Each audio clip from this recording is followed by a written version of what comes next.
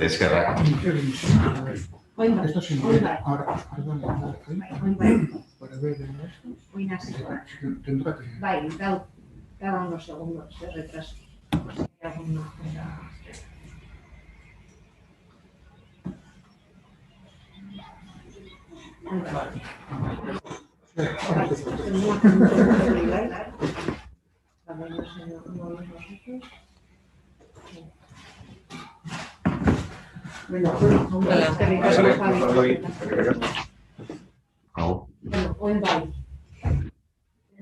Jose Mari mikrofona behar duzu eta altu. Bai. Zein gorekin?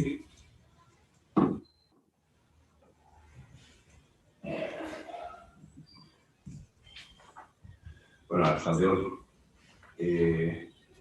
Ongi etorria denoi.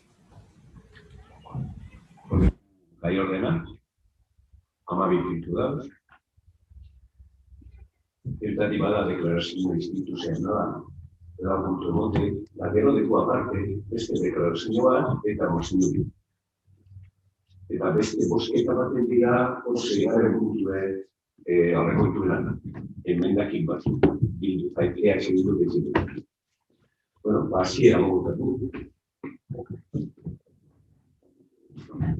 Lehenengo puntua, 2021ko maiatzaren 26ko akta onestia. Norbaitek okerrik ikusi dugu aktan, edo onartutzat egoten dugu? Bai? Hau batez.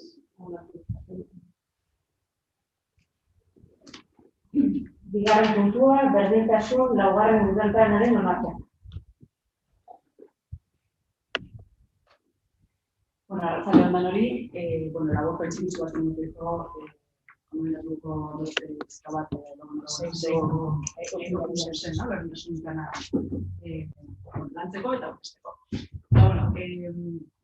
Berdintasun plana ja preparatuta daukagu eta berdintasun asko jakintzeko orokorrien zein zen prozesua. También egin duen dakizun duen, bigarren proposamena pasan urtean zen egin. Urtarrilean, gero martxoan abiatzean, elkarrizketatzen martxotik uztailera arte, gutxi arabera.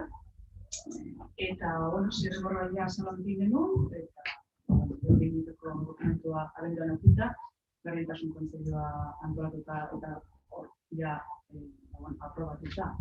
Baita ere gizarte ekintzako batzordetik pasatu ondoren, ja badaukagu berdintasun planaren zirriborroa eta azken bertsioa. Eta, dakizun moduan, erreferentzi nagusiak, gobernu ona, emakume munduntzea, ekonomiak eta gizarte antolakuntza aldatzea bermatzeko eskusuratu du, dana kasu berdintasun plana zuen eskuetan. Laurrerako berdintasun plan berri bat aprobatzen dugu.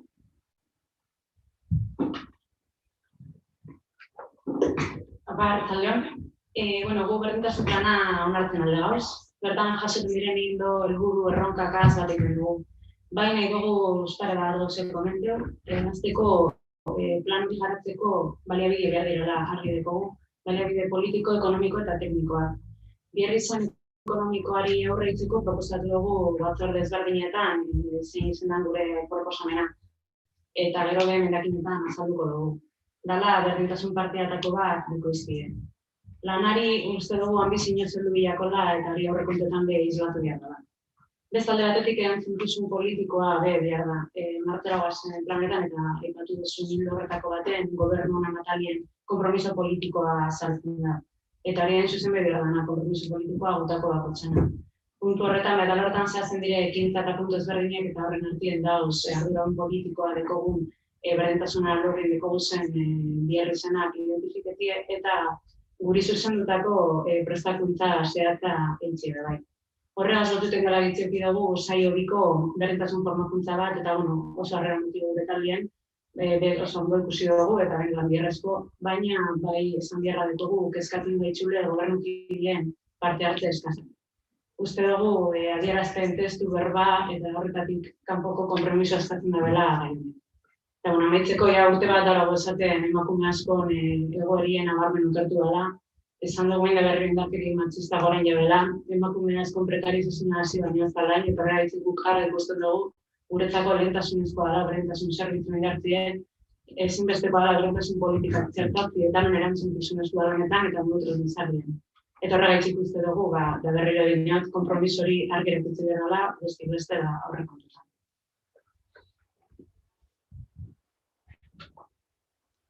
Eskerrik asko, puntu batzuk pasu joteko. Formazioari buruz, formazio bat egin dugu politika talde osoantzako. Formazio hori, formazio horrek ez dagoa bakarrik konbukatoria bat. Aldabienak familia, eta parte hartu dute, baina beste konbukatoria bat. Bai dago, bai euskadin, bai impulso. Horretuzko dugu talde osoantzako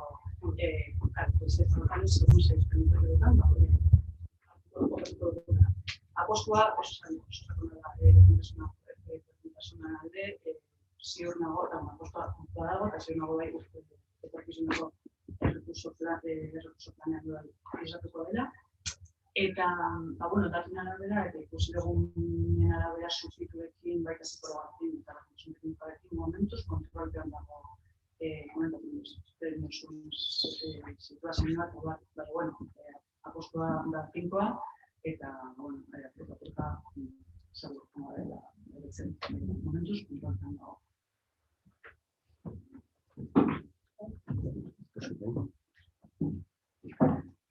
Bozketara pasatzen gara, aldeko botoak. Hau bat esanatzen da.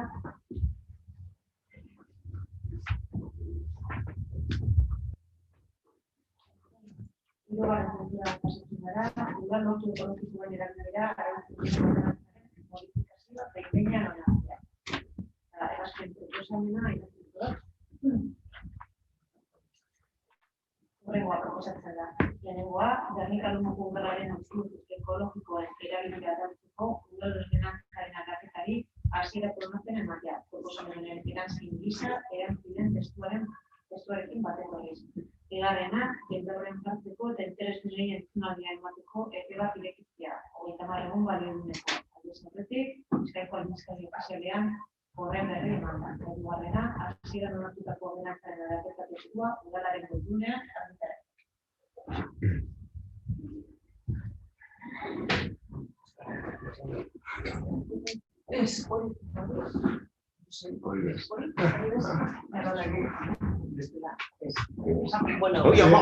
Kontuz. Entzuten da, saiatuko naiz, gainera oso labur azalduko dakizunez, 2015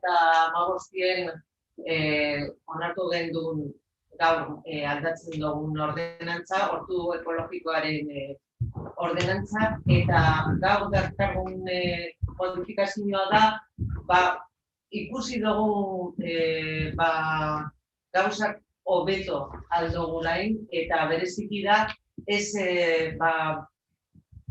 egotea, 5 urte, ez dela egon behar 5 urte itxaroten, sartzeko edo lortzeko partzela bat libre badauzen. Hori da garrantzitsuena eta ja beste modifikazio oso puntuala. Como decía, en 2015 aprobamos la ordenanza de los huertos ecológicos y durante estos años hemos visto la necesidad de hacer algunas pequeñas modificaciones, que lo que se trata es de adaptarlo a la realidad. La modificación fundamental es que en la medida que haya huertas disponibles no haya que esperar a nuevas convocatorias, que haya huertas libres y gente en la industria, y adecuar la ordenanza pues, a la realidad que hemos visto. Ha pasado por comisión, entiendo que no va a haber ningún problema y está también comentada por los responsables de los huertos y a petición de ellos.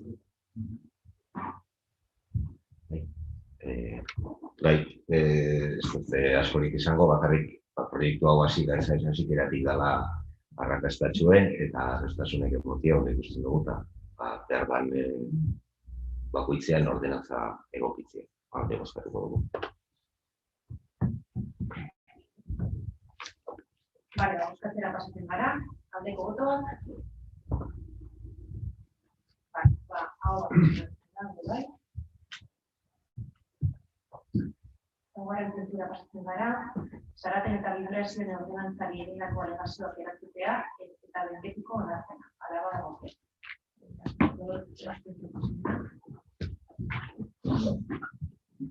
Proposatzen dena hurrengoa da. Lehenengoa, aurkeztutako alegazioak existea erantzun txostenaren arabera. Bigarrena, zerraten eta vibrazioen ordenantza behin-betiko onartzea. Proposamen honen erantzun gisa, erantzuden testuarekin bat etorriz. Hirugarrena, ebazpen hau interesdunei jakinaraztea. Laugarrena, behin-betiko onartutako ordenantzaren testua, Bizkaiko Aldizkari Ofizialean eta udalaren webgunean argitaratzea. Bueno, martxoaren osoko bilkuran onartu zen, hasierako onarpena emundokun ordenantza honi, eta bero esposizio publikoan egon danez, bi alegazio aurkeztu dira, teknikoki egin dira, aztertu dira alegazio horiek, bata ezinezkoa da onartzea, ze ordenantzatik kanpo da.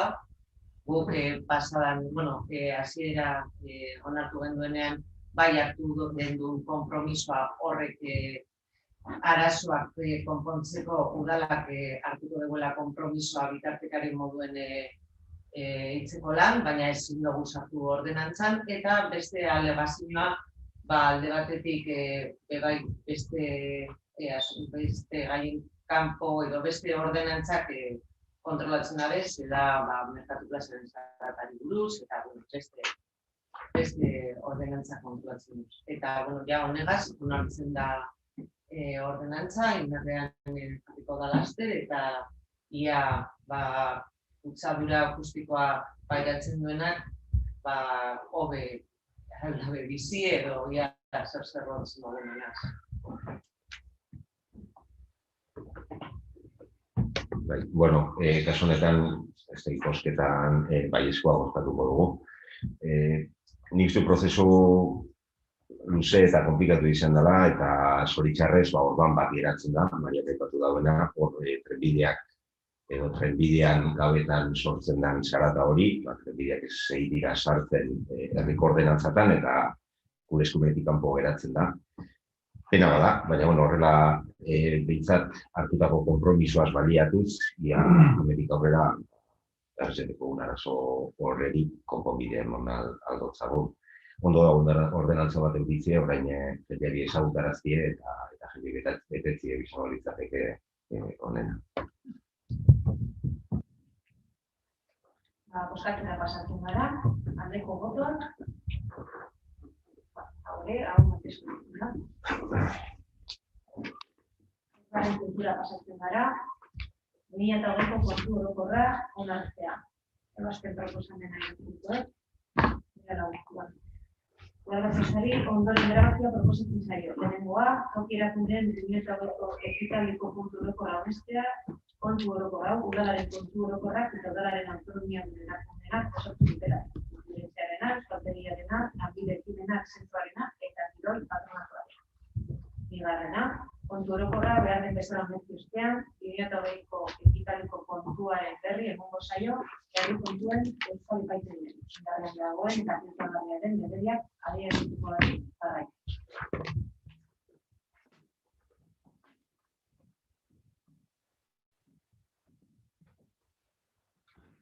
Galien bakarrik esan, espediente hau apirilaren 25 Ogasun Batzordetik pasen dule, Milo maiatzaten iruen Bizkaiko Aldizkari Ofizialien argitaratu zala, eta ez da legaziotik egon, eta oin hona dakargu, udalbatzaren oneritzilegaz, herri kontuen euskal epaitegi debotateko legik etzatzen da.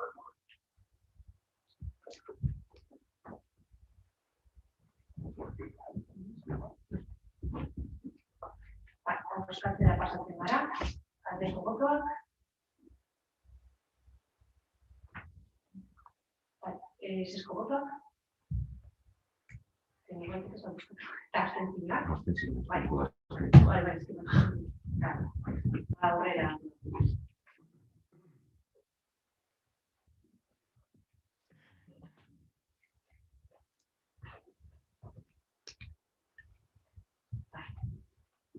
Seigarren puntura pasatzen gara, Gernika Lumoko Udala eta bere autonomiadun erakundeen 2021ko aurrekontu orokorraren onestu.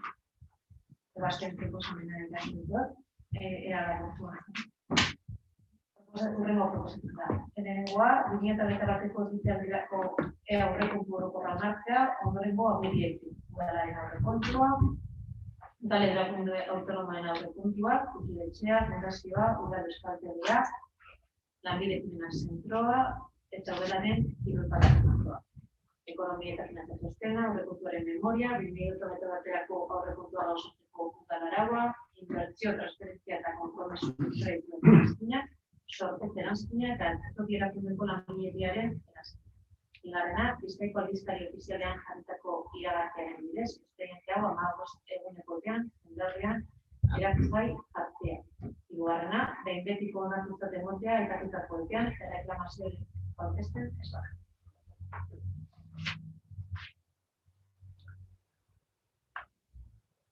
Bueno, hori emendakinak dago. Hori buskatu bidea sortzeko? Ez. Hori. Vale. Debate ostean, buskatzen da, puntua buskatu horret. Ez dut irakurriko azkenean partida delako, zure dozuan asaltena. Bai. Proposamena emisiera, ondo. Bueno, el Ayuntamiento afronta el ejercicio 2021 presentando unos presupuestos tanto de la entidad como de los organismos autónomos ajustados a la realidad de la situación económica general en la que nos encontramos en tiempos de COVID-19. Además, los presupuestos vienen marcados con una reducción de los ingresos de Udalkutxa respecto a la previsión inicial de 2020. Por otro lado, la liquidación de Udalkutxa de 2020 fue negativa, con la consiguiente obligación de devolución de ingresos, lo cual ha generado en el ejercicio 2021 un pasivo financiero por importe de 614.289,22 euros. Partiendo de la previsión de ingresos, se presenta un presupuesto equilibrado.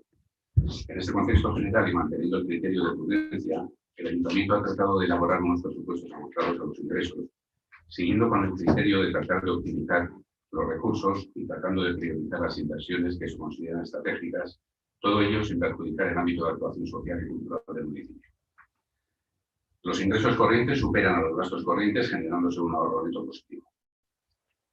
Por otra parte, en cuanto a participación se refiere, además de tener en cuenta las aportaciones recogidas por los canales habituales, al igual que en los años anteriores, hemos contado con la posibilidad de participar vía online y para ello abrimos un portal específico con un formulario digital que ha permanecido abierto durante los meses de febrero y marzo.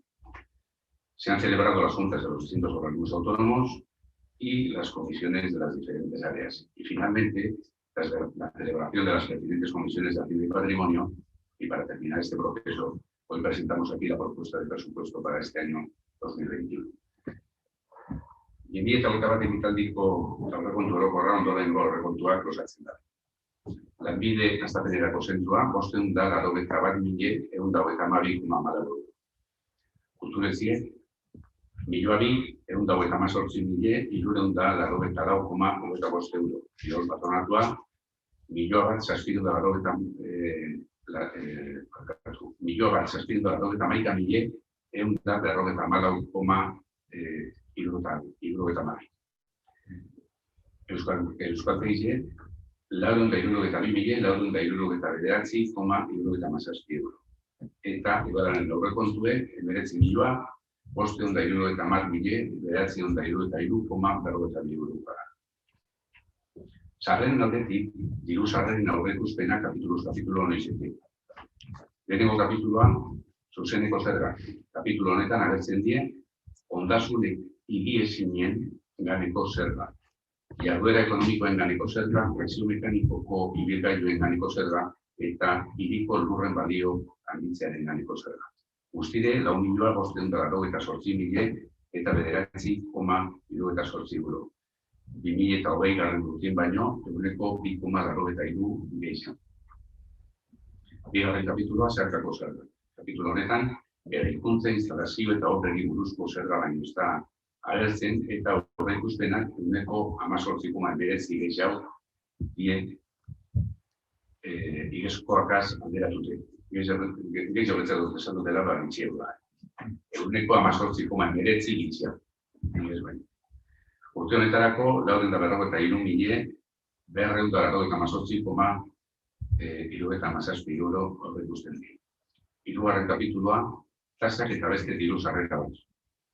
Guztire, 1.092.710,53 euro, igez baino, 1,1,75 gitxia. Laugarren kapitulua, transferentzia arrunta. Kapitulo honetan, zergen bidez barik, udala kontraprestazio zuzenik barik, lortu eta eraiketa arruntak finantzateko erabiliko deusen diru sarrerak agertzen dira.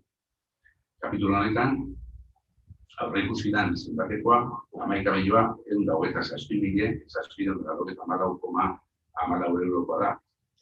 2020 urtean, aurreikusi izana baino, 6,86 gitxia. Kopuru aldetik, kapitulo honetako partidari garantzituena, udalkutxa da. Hau, Bizkaiko foru aldundiek eitzen dozkun ekarpena da. Erara dekogun partidari garantzena, eta 10.333.193,88 eurokoa da. Igez baino, 10,03 gitxia. Bosgarren kapitula, ondarearen diru sarrera. Kapitulo honetarako, 58.806,44 euro aurreikusi die, aurreko urteko prebisioa baino 1,18 gitxia. Onartekoak, batetik bostera arteko kapituloak, oinko diru sarrera, edo sarrera arruntak izen die, eta guztire 18.619,46 euroko die. Hau da, aurrekontu osoaren 193,80. Kapital eraiketak direla eta aurreikusi diren diru sarrerak hurrengoak dira. Seigarren kapitulua, inbertsio errealak besteren ganatzetik eta hirigintzako jardueretatik ondorioztatutako beste sarrera bat. Kapitulo honetan, 554.894,02 euro aurreikusten dira. Zazpigarren kapitulua, kapitalaren transferentzia. Kapitulo honetan, zergen bidez jaso ez diren diru sarrerak agertzen dira. Udala kontraprestazio zuzenik bari jaso deusen diru sarrerak eta kapitalaren eragiketak finantzatzeko erabiliko direnak. Hemen, 88.190 euro aurreikusten dira. Zortzigarren kapituloa, finantza aktiboa. Hemen, langileri emoneko ordaintzari aurrera ginen itzulketak agertzen dira. Zenbatekoa, 30.090,71 eurokoa da. Igezko barri eta 9. kapitula, finantzatze pasiboa. Kapitulo honetan, zor publikoaren jaurtipenetik eta jasotako maileguetatik datorren finantzak eta jasotzen da. Haien izaera eta itzulera epea dena delarik. 2021 ekitaldian, kapitulo honetan, 614.999,22 euroko sarrera aurreikusten da. Beraz, kapital eragiketak direla eta diru sarreren zenbatekoa 1.277.393,86 euro da, aurrekontu osoaren 6,88. Gastuen aldetik, eragiketa arruntak direla eta. En lo que se refiere a los gastos por operaciones corrientes, capítulo 1, gastos de personal. En el ejercicio 2021, los gastos de personal ascienden a 5.414.006,4 euros y experimentan una reducción del 3,52% en relación al ejercicio 2020. Este capítulo supone el 27,66% del presupuesto del Ayuntamiento.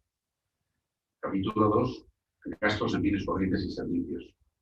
En este ejercicio, este capítulo se reduce en un 2,37%, habiéndose consignado un total de 6.988.369,23 euros. En este capítulo se contemplan, entre otros, la limpieza viaria y recogida de residuos, el alumbrado público, la limpieza y energía eléctrica de escuelas, ayuntamientos y edificios municipales, el autobús urbano, etc. Este capítulo supone el 35,71% del presupuesto del Ayuntamiento. Capítulo 3, gastos financieros. Aquí se recogen los intereses y demás gastos derivados de operaciones financieras. El importe total de este capítulo asciende a 29.838,63 euros, lo cual implica una reducción del 26,28% respecto al 2020. Este capítulo supone el 0,15% del presupuesto del ayuntamiento. Capítulo 4, transferencias corrientes. El total de este capítulo asciende a 5.246.231,74 euros, cifra que supone un 4,64% más que en el 2020. Este capítulo supone el 26,81% del presupuesto del ayuntamiento y recoge las cantidades que el ayuntamiento entrega a sus organismos autónomos, mancomunidades de servicios sociales, clubes deportivos y otros proyectos con destino a la financiación de operaciones corrientes. Los más importantes son a la Casa de Cultura 1.646.460,8 euros, al Patrimonio de Deportes 1.426.154,72 euros, a Acción Social 1.201.802,57 euros, al Euskaltegui 218.255,54 euros, al Museo de la Paz 144.341 euros, al CIC 251.442,59 euros. La suma de los capítulos 1, 2, 3 y 4, o sea, los gastos corrientes, asciende a 17.678.446 euros, lo que supone un 90,33% del presupuesto total. En cuanto a los gastos por operaciones de capital, tenemos en el capítulo 6 las inversiones reales. El importe presupuestado para este capítulo asciende a 1.610.125,73 euros, el 8,23% del presupuesto del ayuntamiento. Las inversiones más destacadas son Andrá, Baserrita, Rabí, Menaldia, Acera de Santa María, Estodechea y de Gorri, hasta el Parque de Santa Lucía, dentro del Jubilao, Señalética Vertical, Galería al aire libre y Calle Mestica Vaso, entre otras. Capítulo 7, transferencias de capital. En este capítulo no se contempla gasto alguno. Capítulo 8, activos financieros. Recoge los anticipos al personal, son 30.050,61 euros. En el capítulo 9, pasivos financieros, el importe total destinado a este capítulo asciende a 252.341,08 euros, cantidad idéntica a la prevista en el ejercicio 2020. Este capítulo representa el 1,29% del presupuesto del ayuntamiento. Los créditos para gastos de capital ascienden a 1.892.517,42 euros, un 9,67% del presupuesto total. Bueno, para terminar y teniendo en cuenta todo lo anterior, vemos que los ingresos corrientes, capítulos 1, 2, 3, 4 y 5, ascienden a 28.303.619,96 euros, y los gastos corrientes, capítulos 1, 2, 3 y 4, más los gastos de amortización, capítulo 9, ascienden a 17.930.787,08 euros, con lo que nos queda un exceso de ingresos corrientes sobre gastos corrientes, con margen de maniobra, de 372.832,48 euros, que servirá para financiar la parte de los gastos de inversión y las transferencias de capital no financiadas con ingresos de capital. El presupuesto general consolidado del ayuntamiento con sus organismos autónomos para este ejercicio asciende a 21.011.790,65.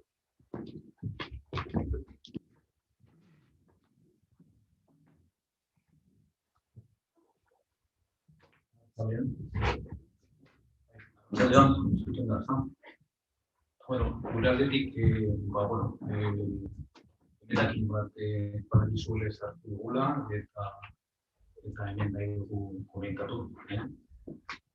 Gernikalmoko udal gobernuaren 2011ko aurrekontu proiektuari, Gernikalmoko emendakin partziala aurkeztuko diogu. Bilkura honetan udal batzak aztertu eta babestu dezake. Esan beharra dago, nire ustez batzordean, gure benetako asmoa komentaren duen batzordeetan, bai zen hasieran, adostea eta mahai baten adostea gure puntuak zuekin adostea, gure komentaren zuekin, eta zeu zer alteratu bat tratateko aurrera. Esan izan posible, eta azkanean, pentsa duguna hemen planteatzea emendakin moduan. Gure eskari. Emendakin alpatiko zuen, ni ez noa irakurtzen dokumento guztia, zenbaki nahiko dago, larregi, ez azpartiko agentzia. Eta niko luzea dalez, bakarrik komentako dugu gauzetxo bat. Funtzean, gure proposamena funtzean, aurrekontuaren 491.000 euro aurrekontu osoaren 2,5 estadutzen, 2,56 partidaz aldatzea da. Oda, COVID pandemiaren gehien kaltetuta pertsona izan dira, pentsatzen ditugu, eta eurei erantzuna ematiko izango zen, partida. Atzean dagoena da filosofia, gure filosofia, pentsatzen duguna, guretzat proiektuak itxaron egin aldirela, proiektu guztiak egin behar dira, baina itxaroten badugu, atzeratzen badugu, parkatu, 6 hilabete, pertsonari emonaltzagula erantzun pizkatxo bat, laguntza.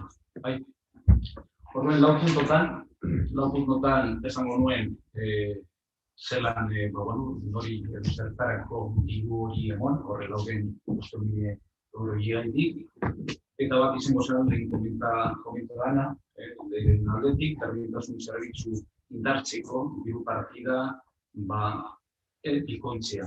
Ikoitzea izango zen, horra 51.000 euro gehiago ipini.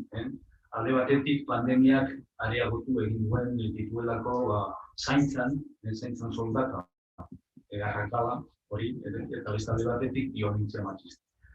Eta beste, gure herrian berdintasun alorrera bideratzen den diru hori inguruko herriekin konparatuta gutxi delako pentsatzen dugu, deko gure informazioa berez. Eta beste alde batetik plana onartu dugu gaur, eta plan hori era batera indartzeko izango zen. Hori izango zen, puntu bat, landu genuena, lantzeko izan zen gure asmoa, baina esan izango zen. Bigarrena, kultur programaziorako diru partida pandemia aurreko mailara itzuli, eta IES galdutakoa berreskuratzea. Hau da, gehi, partida dagoena, 130.000 eurokoa. 2020an, udala kultura programaziorako bideratutako gastua, ia ezerezenan gelditu zen. Badakizuelez, aizialdian ikuspunturik ekarritako gabeziak gain oso egoera larrian utzi kultura. Badakigu, zelan egon garen guztiok eta kultura zinema edo beste ekitalde batzuk. Kultura modu seguruan egin aldala ikusi dugu, posible dala, eta gero ikusi da, baina, Astran izote batero egin zana, Liceo Antzokian edo Iparragieroen egin dira ekitaldi batzuk. Bizipoza berreskuratzeko behar dugu kultura, baina horretaz gain sektorea lagun. Ustez importante da sektore horri laguntzea.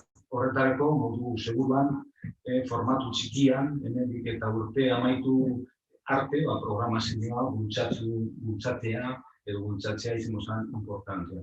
Programaziorako partida pandemia aurreko mailara bueltatu eta galdutakoa berreskuratzeko nahi dugu partida hori edo zenbaki hori esan duguna. Hirugarren puntua izango zen mugikortasuna eta espazio publikoen okupazioa azterketa. Horretarako 50.000 euro reserbatu ditugu, proposatzen dugu reserbatzea. Txangoak, tabernatako terrazak, talde txikiak, ilarak, horiek dira, handiak, eta onak erabiltzeraren ezaugarri berriak. Hala ere, herrian daukagun espazio publiko erabilgarriak ez da handitu, erabilgarriak, terrazak horrek bai ezatzen dut moduen, baina erabiltzeko beste gauza batzutarako behar da. Eta erabilagurezten kontuen hartzen da, elkar banatu beharra dago, interesen talkak eta herritarren arteko gatazkak saihesteko edo hobetzeko. Espazioaren erabilera aztertu eta banaka ondo planifikatu beharra dago. Oinezkoak, umeak, jolasak, errazak, bizikletak, kotxeak, aparkalekuak, emanaldiak eta beste eta bar. Denontzako lekua, Berentzako talkak eta gatazkak zaizteko.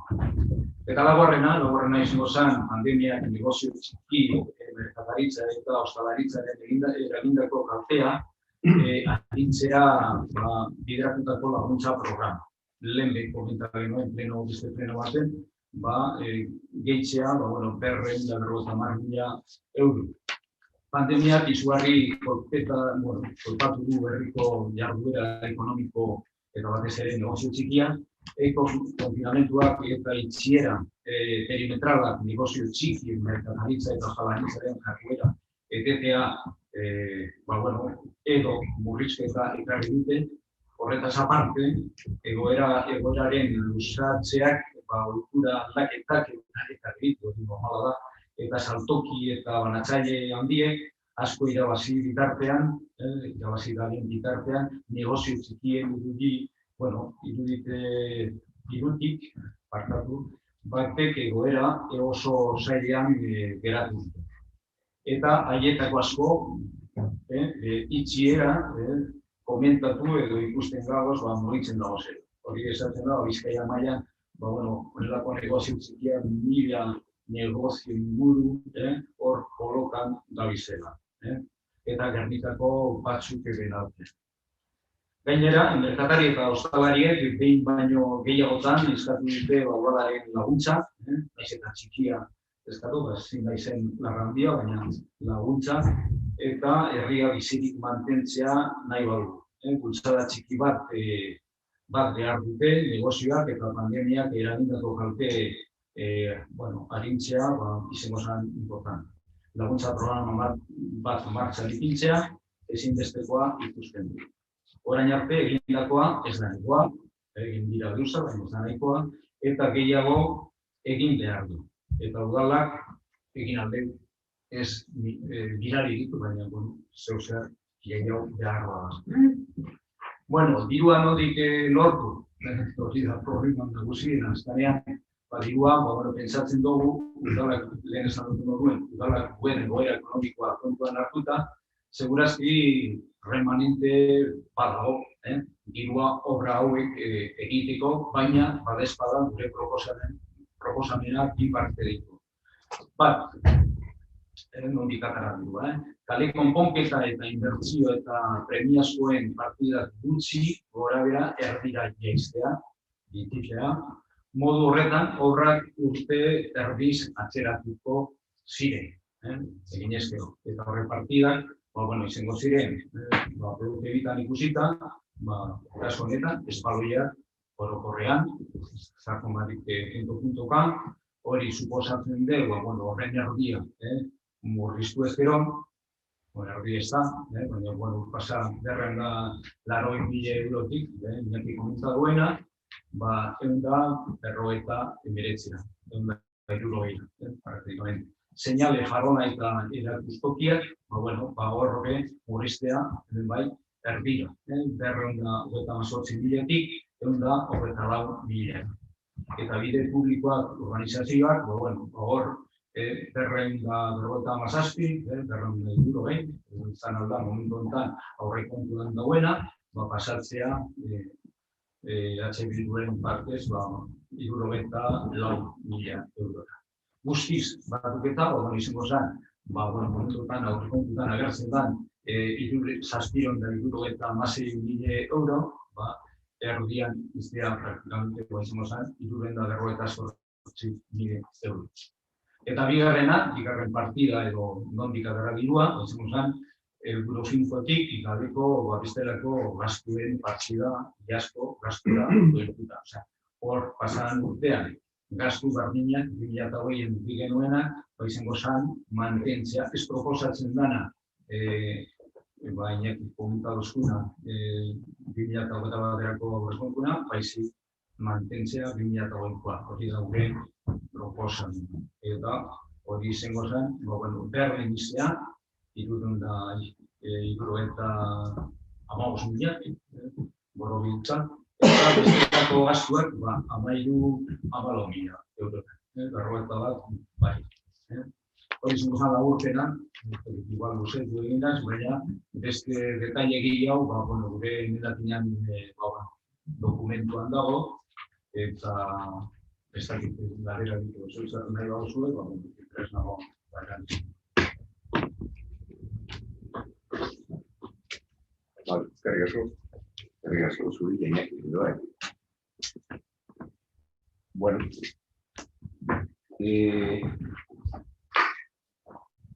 laburpen txiki beren gura puntuena.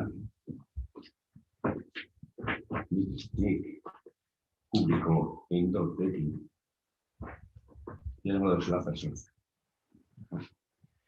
Ez dara existitzen Ezkerreko Gernika bat, Gernika Lumo bat, ez Eskuako Gernika Lumo bat. Egiteko da personan Gernika dut. O sea, yo siempre he dicho, y he hecho público, y lo siento así, que no existe un Gernika de izquierdas ni un Gernika de derechas. Existe un Gernika de las personas. Y ahí estoy yo y ahí está el equipo de gobierno, con las personas. Bueno, el ayuntamiento de Gernika, para situar, tiene 4 organismos autónomos. Lau organismo autónomo de COS, Erantzuntareka ez da beran presidentzia. Kirol patronatua, kulturetxie, behargintza, eta eskolategi. Bueno, también para que la gente que nos escucha sepa el conjunto de ayuntamiento más los 4 organismos autónomos trabajan 150 personas. En la nómina del ayuntamiento es decir, 4 organismos 150 personas. Y el presupuesto que vamos a aprobar, vamos a votar, es de consolidado 21.011.790,65 euros. Dispone de 644 partidas, más otras 446 de los organismos autónomos, o sea, 1.090 partidas de ingresos y gastos. Bueno, técnicamente lo ha explicado muy bien Iñaki. Y bueno, y yo voy a hacer un pequeño resumen, no partida a partida, 1.090 partidas, pero lo que voy a hacer es en bloques, 7, 8 bloques. Cultura. Zalanza y la cultura. Bueno, claro. Parece que en cultura no se hace nada, ¿no? El presupuesto de cultura, que voy a desglosar, es de más de 3 millones de euros. Y representa el 14,37% del presupuesto. Y está desglosado en varias partidas del capítulo 2 del ayuntamiento, del 4, del 6 y la cultura. La Casa de Cultura tiene un presupuesto de 2.138.384 euros. No voy a decir los decimales. Luego, si miramos esos capítulos 2, 4 y 6, fiestas y ayudas especiales de cultura suman más de 114.000 euros. El anteproyecto, que también es importante, y proyecto de la biblioteca, 138.545 euros. Porque este equipo, ya hemos dicho públicamente más de una vez, apuesta por de esta legislatura, si podemos tener acabada la biblioteca en el paseo.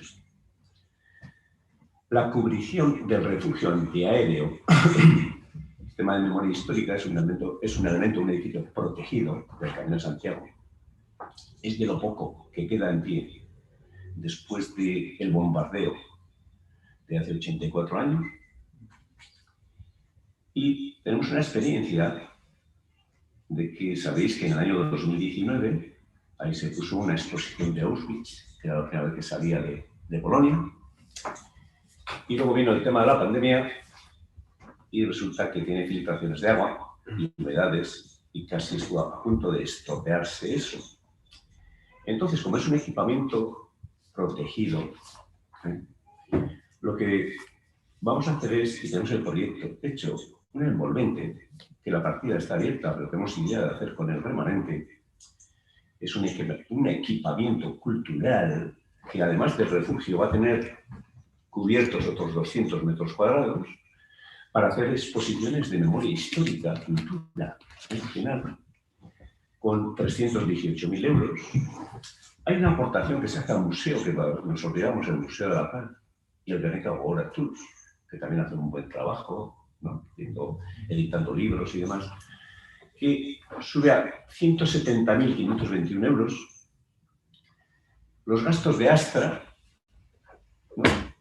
Pues hay una partida en el capítulo 2 de más de 20.000 euros, los derechos de autor, todo es tema cultural, suma casi 25.000 euros, y la galería al aire libre, que ha citado antes, son los expositores donde queremos que la gente, los hombres y mujeres que se dedican a pintar profesionalmente, o no tan profesionalmente, pero que venden, ¿no?, de todo Urdaibai, no de Guernica, de todo Urdaibai, de todo el conjunto, puedan exponer una galería exterior, no en un recinto cerrado.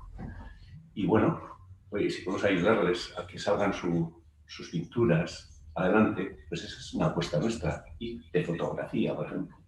O como va a ser desplazable, ¿no?, porque podemos tener aquí en la plaza del ayuntamiento o en cualquier otro sitio, pues si el responsable de cultura dice que las fiestas de Rentería, que hacen una exposición de fotos antiguas, centenarias, o en Santa Lucía, pues también, y creemos que es una cosa bonita, interesante.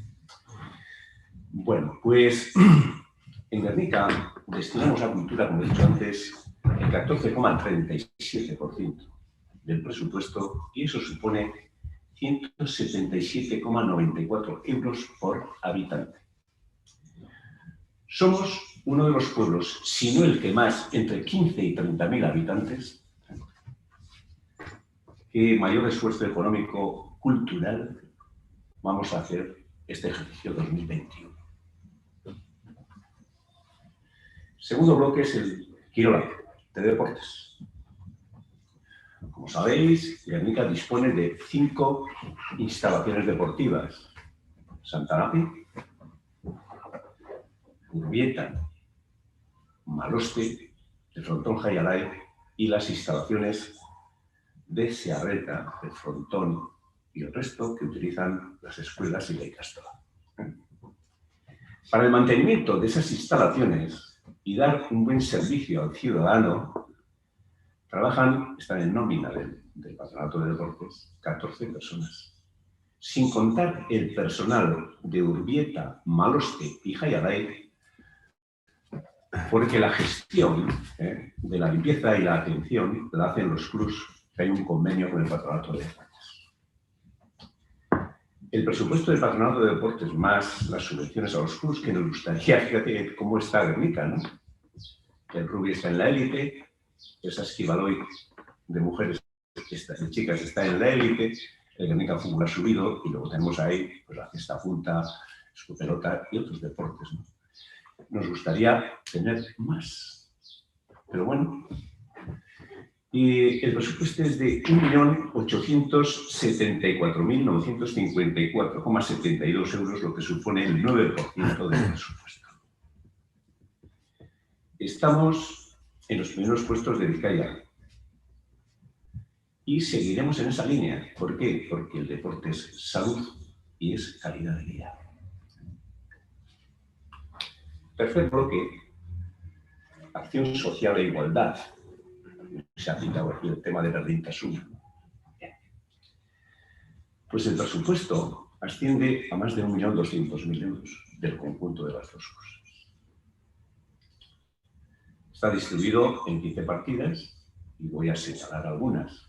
La más importante es la aportación a la Mancomunidad de Servicios Sociales, que representa el 59,2% de este presupuesto de 1.200.000. Son 711.186 euros. Hay una aportación a un presupuesto para aportar al Banco de Alimentos y a Cáritas de 25.000 para ayudas de emergencia social, familiar, si es que las hubiera, tenemos una partida de 20.000 euros, cooperación, seguimos cooperando, 58.250, la oficina de la mujer y actividades de igualdad, hori bulego hori, berdintasun bulego hori, eta actividad 10, 91.508,24 euros, casi 100.000. Guruz Gorria, al Cruz Roja, por ese trabajo que en la pandemia han hecho, aparte de las instalaciones, que sabéis que son municipales y tienen allí hay un convenio para que ellos tengan allí su sede, pues vamos a hacerles una aportación de 8.000. Las viviendas sociales, que están ahí a lo de correos, pues hay falta de mantenimiento, son más de 10.000 euros, y así sucesivamente hasta llegar a ese 1.201.000 euros. Mira, nosotros somos sensibles en el tema social y también en el tema de la mujer. Le así lanzando, guretzako da niretzako, lehenengo 2 personas. Eta etxe dualegine por partida on bat imintzie, bierda da laguntzeko. Y deciros que en Guernica no quedará ningún niño sin material escolar por falta de recursos. Podría haber ocurrido. Y ni ninguna familia sin atención. Estaremos encima. La presidenta de la Mancomunidad está por allá, ¿no? Y bueno, creo que se está haciendo un buen trabajo. Cuarto bloque. Euskadi. Bueno, Euskadan se pasará a cabo urtietan. Dauz mínimo, matrícula dauz mínimo historikoetan dauz. Eta berantza doiez. Eta ez gerniken bakarrik, orokorrien. Baina, holan da guztibe, guk oferta hon bat emoten dugu, ze euskaltek izendak izu moden dauz 5 persona, 5 persona lanien, eta hortik aparte, garrantzien dauz beste lau. Aurrekontu da, 711.000 gora. Gehixena, deko euskaltek izek, eguneko 59,99, ez da berreuta meditzi,9 bederatzi. Eta gero, beste eguneko 21 nire hitzarentzat, subventzioa, Berbalagun, Bizkaiko Bertso Elkartea, eta gero aktibidadiak. Posgarren blokie, behargintza, edo ditzen dena Centro de Iniciativas Profesionales y Empleo. Hombre, ¿qué hacemos? ¿Qué se hace? Ahí está el presidente. Hay gente, estoy seguro, en Guernica, que no sabe que existe la behargintza. Que no sabe que existe ese Centro de Iniciativas Profesionales. ¿Qué hacemos? 1. Impartimos 2 cursos de formación profesional básica en peluquería. Titulación oficial del Departamento de Educación. Y tenemos alumnos de Guernica, de Bermeo, de la comarca, de Amorebieta, de la zona de Arratia, de Munguía. Creo que son 15 en cada primero y 15 en segundo. 30 alumnos. Que luego también suelen ir los mejores, los que les califican como los mejores. El año pasado por la pandemia no se pudo a Italia, a Erasmus. Sergi Jau, pues segundo, en combinación con Lanbide, todos estos años y también este año, contratamos gente en desempleo desde diciembre hasta mayo. Hemos tenido este año 10 personas haciendo refuerzo a la brigada municipal, pues ¿para qué labores? Pues por ejemplo el cementerio. El cementerio, pues hay algunas cosas lápidas abandonadas, ¿no? Abandonadas, sí, porque no viven en Guernica y los herederos pues, viven en otro lado, y las zarzas han hecho una limpieza buena y han dejado el cementerio en muy buenas condiciones. Luego también pintura de mobiliario urbano y este tipo de cosas. 10 personas que hemos ido haciendo lo mismo el año anterior y el anterior. Y tercero, es decir, que estamos trabajando en colaboración con el patronato de la reserva, de la biosfera, haciendo un plan estratégico de la comarca, pero no solamente el patronato, sino, bueno, se cursó invitación a empresas de la comarca, está Mayer, está Talleres de Guernica, está EGOI y algunas empresas de Bermeo, porque también está incluido el Ayuntamiento de Bermeo. Y el presupuesto es de 920.203 euros. 6. Tema medio ambiente. Bueno, en este apartado, además de las actividades medioambientales, se incluyen la recogida de residuos, de aceites, cartón, vidrio, la limpieza diaria, tan importante siempre, pero más si cabe en este tiempo de pandemia, en todo este año y pico que llevamos. Ahí no hemos escatimado ningún recurso. Hacía falta más, se ponía más. Ahí estaba la responsable Mario, necesitaba más, se ponía más. Y el presupuesto, ¿eso por qué? Porque la persona, la salud, está por encima de todo. Claro, el presupuesto supera los 3,5 millones de euros. Y decir que en esa empresa que presta ese servicio al Ayuntamiento de Guernica trabajan 37 personas. 7. Escucha, educación. Un presupuesto de 566.347,20 euros. ¿Para qué son fundamentalmente? Pues las obligaciones de un ayuntamiento en Escucha, en educación, son fundamentalmente la limpieza, los consumos de energía eléctrica, gas, agua y también el mantenimiento de los centros públicos, en este caso Barrutia y Allende Salamanca. Y también tiene que afrontar o pagar el salario de los conserjes, tanto el de Barrutia como el de Allende. Y luego, pues, además de eso, se colabora con los centros para organizar actividades. Y el presupuesto es el que he dicho, más de 567. Y bueno, y luego citar, pues algunas cosas, por no citar todas, ¿no? Que sería muy largo. Tenemos el autobús público, el de Busa, que es su gestión cuesta 84.550. Sabéis que el de Busa pues, es gratuito, y seguiremos así, siendo gratuito. Y el alumbrado público, que parece que ahí están las farolas, pero bueno, eso cuesta un dinero. Nos cuesta un dinero a todos los guerniqueses. Todos los hombres y mujeres de Guernica ponen un dinero para eso. Se podría destinar a otra cosa. Más de 406.000 euros.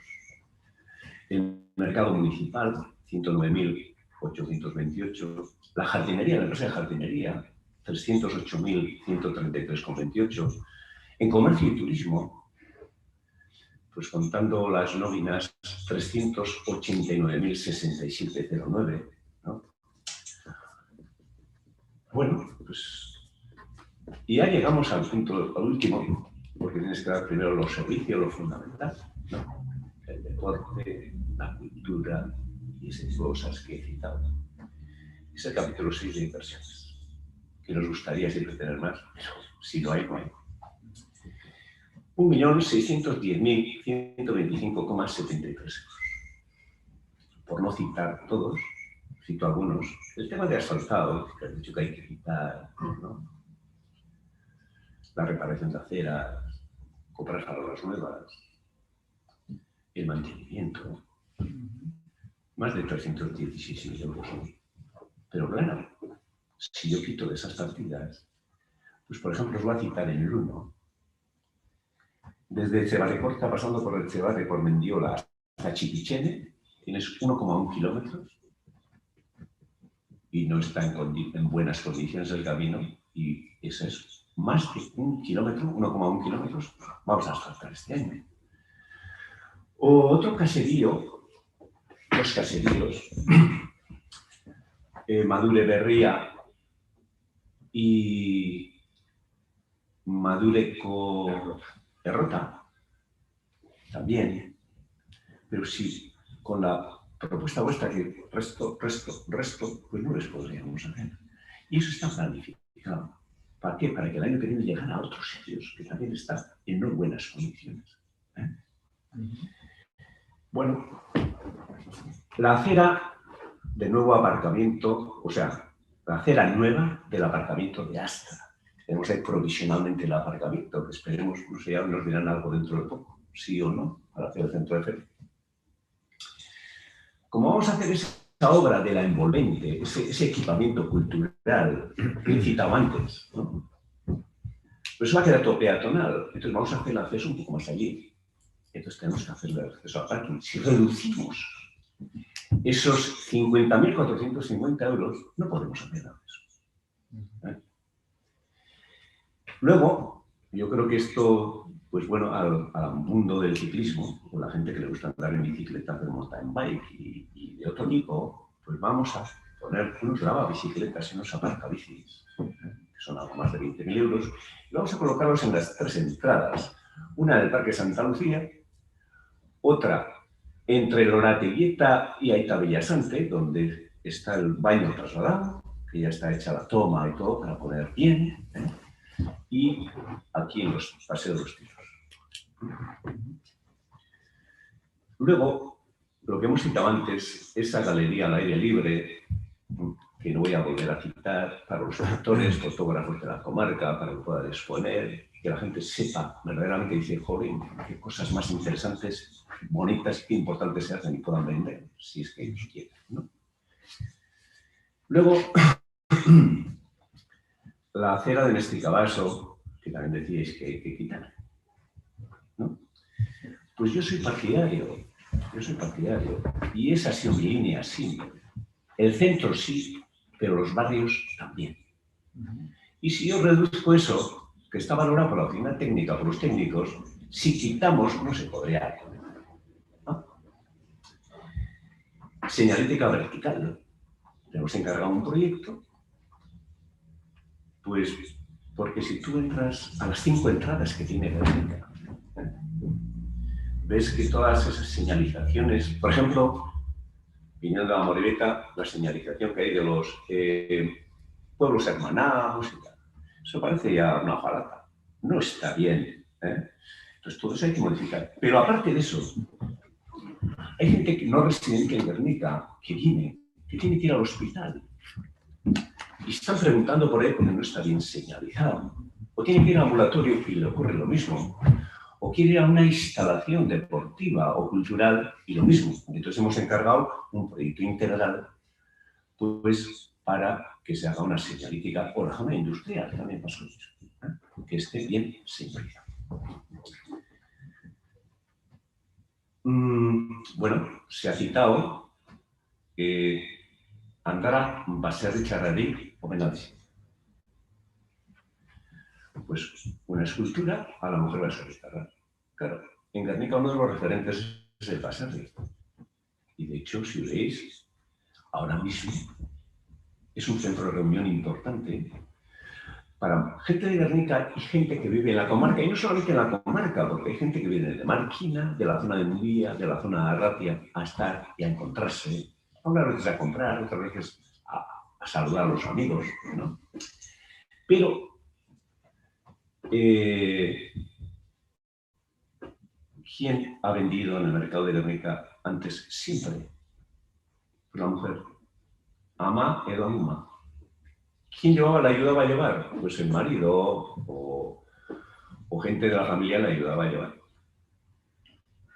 Pero la mujer. Entonces, consideramos que es algo bonito, interesante, primero por el mercado y también por la mujer y hacerle un reconocimiento. Y creo que, bueno, yo para mí por lo menos estoy viendo. Y va a ser una satisfacción porque al final yo soy descendiente de Baserri. Y como soy descendiente de Baserri, no conozco mucho de Baserri, pero sí, antes cuando era jovencito, sí. Pues sé que estaban las amumas y las madres ahí dentro. Para el centro del jubilado, que también tuvimos partida el año pasado, pero al final, por las circunstancias, no se pudo. Tenemos ahí una partida porque, claro, ese edificio, el del jubilado de Paselecu, creo que cumple 30 años en el mes de septiembre. Y tiene este defecto de humedades al de poco de haberse abierto. Y sigue teniendo, pues a ver, tenemos suerte y hay alguien que le da una solución. Bueno, oye, nosotros ponemos el dinero y espero que se resuelva. Que son más de 100.000 euros. Luego tenemos en Santa Lucía, pues sabéis el edificio que está en la ermita y los baños que hicimos, en medio, lo que era el caserío. Pues aquí vamos a poner condiciones y vamos a habilitar, pues a ver si este año se hace. Bueno, hay que cambiarle las ventanas, los marcos, las puertas y poner el suelo en condiciones para que la gente de allí, del barrio de Santa Lucía, pueda hacer uso de él. El Bidegorri, queremos completar el Bidegorri desde Cabaso hasta el Parque de Santa Lucía. La acera que va a Sigerta, hay mucha gente que va al barrio de Sigerta y también a las escuelas, desde Santa María hasta Udechea, que está en malas condiciones, que viene Iturburda, hay muchos que van por ahí, y eso está, y algunos han tenido pues, algunos pequeños percances, ¿no? Se les ha torcido el tobillo y cosas. Y esto ha sido en el proceso participativo, que nos han tenido realizado. Bueno, pues deciros que yo defiendo este presupuesto, considero que es equilibrado, que está hecho mirando al conjunto de Guernica-Lumo, a todo el conjunto centro y también no tan centro, y da unos buenos servicios.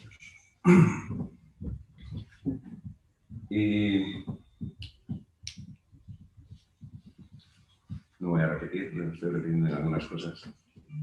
Bueno, y a vosotros, cariñosamente, deciros que, como has hablado de esos 250.000 euros, ¿no? Pues yo creo que ese planteamiento ha caducado. Eso se debatió hace medio año y lo volvéis a plantear. Pero os tengo que decir que haciendo diferencias. Y digo diferencias por lo siguiente. No habéis tenido en cuenta unos centenares de personas de Guernica que han estado en arte. Y algunos van a estar hasta el 30 de septiembre, que es el límite. Pues más o menos, unos más, otros menos, pues han perdido unos ingresos de 7.000 euros. Bueno, si no hacemos distinciones, esto también tendría que entrar. Son otros 250, más o menos. Tenemos los números de 244.283. Dándoles esa cantidad que salía a cada uno de 357,14 euros, me acuerdo de diciembre. Segundo, los jóvenes. Hombre, hay países que sabéis que mientras están cursando sus estudios, tanto sean de FP, universitarios u otros, y aun cuando han terminado, igual es un año más, tienen ayudas. En Guernica tenemos 2.128 jóvenes, chicas y chicos. 2.128. Entre 18 y 30 años. Y claro, a cierta edad a nadie le gusta ir a casa porque tiene que hacer vida social, salir, tomar algo, desplazarse a la playa, y ir a casa de mamá, dame no sé cuántos, o a Eche, dame no sé cuántos, ¿no? Pues yo, para que tengan cierta autonomía, si hubiera esa capacidad, también les daba a esos jóvenes. ¿Y dónde va la suma? 250 más 244, 283 más estos jóvenes dándoles la misma cantidad, 759.993. Pues al final la suma solamente en esos tres conceptos es 1.254.277. Pero no olvidemos, yo aquí veo desde el despacho todos los lunes que se reúnen gente jubilada. Y eso dije también en diciembre. Y hay jubilados que sabemos todos, que cobran por debajo de 1.000 euros. Cobran unos 800 y pico, otros 800 y pico. Y ellos solicitan, que tal y como está la vida y los precios que tienen, los costos de la cosa, que necesitan 1.080, a eso les vamos a excluir. Una vez empezar a repartir, hay que repartir.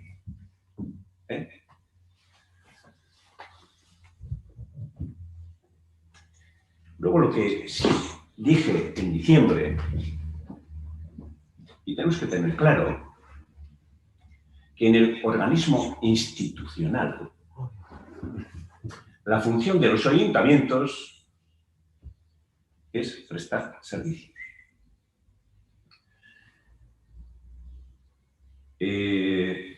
Cultura, deporte, infraestructuras y actividades, temas sociales, limpieza, recogida de residuos, temas administrativos, seguridad.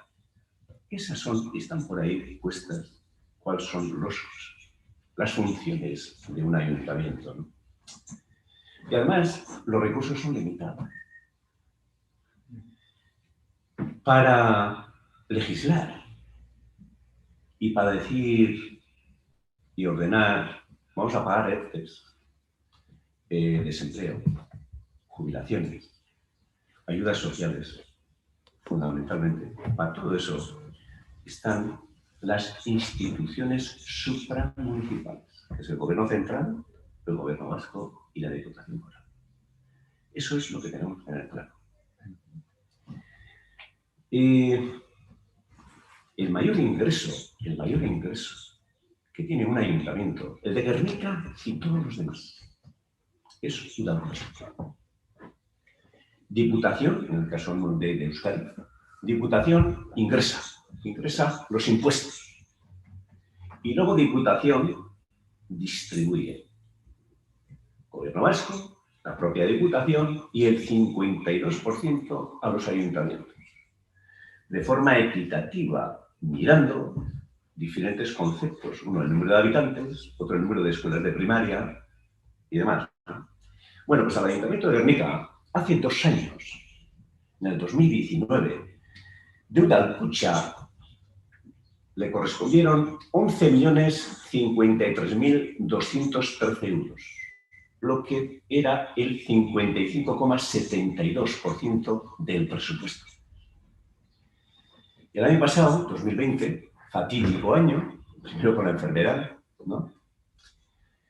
Inicialmente eran 11.485.000, que es el 57,63% del presupuesto, y luego hubo una rebaja.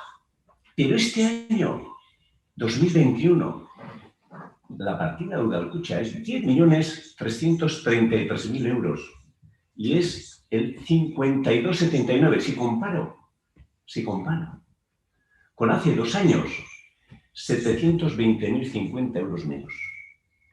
O sea que los recursos, por eso digo que son limitados y las funciones a desarrollar por un ayuntamiento son las que son. La disminución de ingresos es importante y se está pidiendo que se haga más gasto en esto, en esto y en esto.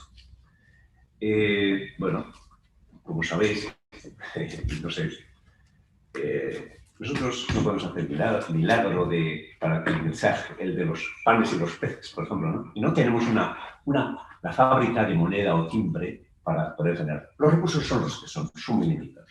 Y entonces hay que intentar, o intentamos, distribuir de la mejor forma posible. Como decís, quitar de aquí, no? Esan duzu, amendik kendu, amestien emintzeko, edo atzeratu, deuse, eta kendu, baina, oingoan kendu, hemen badoz ama, iniki bost. Ganik zantzut, amar da zelekuen, bost initxe madotaz, mitxiptxerako bidea izin dut asfaltu. Eta biarri zen adeko. Edo madure errota eta bestie, etxe batekoari, izentzati, esate baterako, adibidea. Bueno, pues quitar dinero destinado a barrios, no. Así de claro. A Siguerta, a Iturburu, la valoración está hecha por los técnicos. También poníais reducir. Pues no, queremos hacer esa acera. Ha sido en el proceso participativo y les hacemos caso porque hemos visto que está en esas condiciones. Y lo que está destinado al humo, he visto que también quitabais. Pues nosotros no vamos a quitar, no vamos a restar. Pues, no sé, no voy a seguir. He intentado clarificar, dejar clara nuestra posición, por qué es este presupuesto, que considero que es equilibrado, y respetando las propuestas de ley, por supuesto, eso sin ninguna. Bueno, eskertzen da errespetoa. Bueno, nire aldetik esan, izuetxo egin edotela esan, bakarrik ez nazu zetuko, bakarrik da argitzi egize batzuk esan duzuna. Nik ez dut ezela esan, eta esan badotzartu esan dut, ez dut esan gitar, esan dut atzeratu zei libete, hori da argitzeko. Guk ez dagoz hor proiektuen edo rekontuetan agertzen dan, ezerren kontra. Bakarrik esaten dugu, priorizatea, horrek elementua gukipin duguna, baina bestea, gitar barik, osea, espaloie besti eta hori dena, atzeratu zei libete suposatuko zuen. Eta bakarri da, 2,5 ez da heltzen presupuesto aurrekontu guztiena. Ez dagoz kontra proposatzen duzuena. Pentsatzen dugu, giuz asko egiten duzuela, edo egiten dugula, naiz eta parte asko ez dugu hartzen guraldetik, baina pentsatzen dugu, giuz asko egiten direla Gernika, horretanak esan duzunak eta behar bada gehiago, ez dauden porrarik emotiko danetarako, baina pentsatzen dut, honelako gauzak prioridadea emotea pertsonari izen dela gure proposamen. Eta ez dago ulertuela sentitzen dut, barkatu baina hori da. Kitar erabili duzu hitza askotan, eta ez gu ez dago eskintzen ez Iturburu, ez Nestikabaso, ez Señoribes, diru, ezer. Orain arte ez da egin, prioridade uki badeu, egingo zan, baina ez dugu horren beste prioridade. Ze pasatzen da 6 hilabete atzeratzea? Zuten dut, ezerrez. Niri gitzienez, nire horre Iturburu bizenaiz, eta esan pasako zebez. Eta beste kaso honetan, pentsatzen du baietz. Zerrik asko da, Bueno, eskertzen da. Baina, bueno, nirto darrik eratu dela, gure arrekontu proposatzen dugun. Eta udaletxen, ez gerrengekoan abakarrik, udaletxe guztien funtzioak zeintzu diren bebai. Eta, aurrekontue, udalkutxa berantza badoie, aurrekontue berantza doie. Da, gusten duzu, igez baino, bajoa da, eurregurtekoa baino, bajoa. Bueno, rekursoa direnak, eta beraz, agintzen gara, aldanik eta ondoren.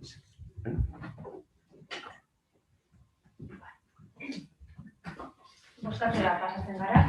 Lehenengoz boskatuko dugu emendakina, bale? Ez dakite, argi dekozu etzetik, bai?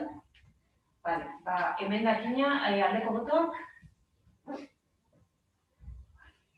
ezezko botoak,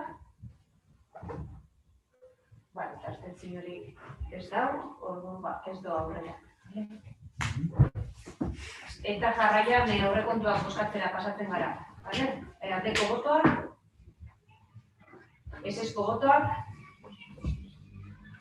eta abstentzio hori ez da, una fundación no podemos.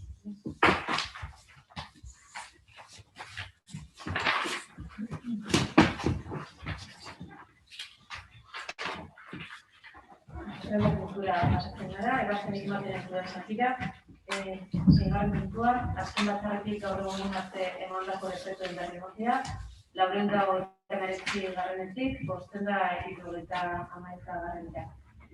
Zazpigarren puntua, aurrekontu orokorraren 2021-eko martxoaren 31-ko exekuzio bateratuaren aurrekontu egonkortasunaren eta finantza iraunkortasunaren ebaluazio txostenaren berri ematea. 8. puntua, udal aurrekontuko 2021 kreditu aldaketa espedientearen berri ematea. Euskal Saileko partidetatik Hezkuntza Saileko diru laguntzen partidara kreditu transferentzia. 9. puntua, OTA ordenantzaren modifikazioaren behin-betiko onarpenaren kontu ematea. 10. adierazpen instituzionala bermendu manifestua ekainak 28 sexu askapenaren nazioarteko eguna dela.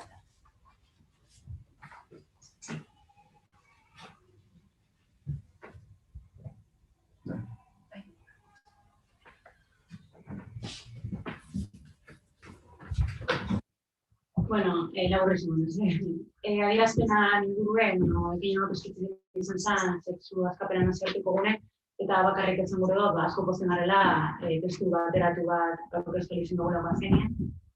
Ikusten dugu egunero, eta azkenengo gertakaritik erakutsi gabe, ondino be, LGTBI kolektiboan eskien alde lan asko bierda da, eta horregatik posten gara denetan, lehenengo testu berri, bigarren buelte bat egon jakolako, eta geuk proposatu dugu zen, 12 konpromiso horreka zagoz egon zerelatu. Eta horrek onartute, bere integrateak guztiak. Irakurtu dugu adierazpena, baina 28 arrotasun nazioarteko eguna, berata, obtenere eskubideak eta bizikidetza aldarrikatzen ditu Euskal Gizartearen aurrean, Herritarreneko udartik, administraziotik abiatuta. 1989ko ekainaren 28an, iaz 50. minutu ospatzen ari ginen, Stonewallen matxinada dituzenetik, New Yorken, data hori egun bihurtu eta lorpen guztiak aldarrikatuko, ikustarazteko eta sindizian orain bihurtuko dugun guztian abarneteko izan behar.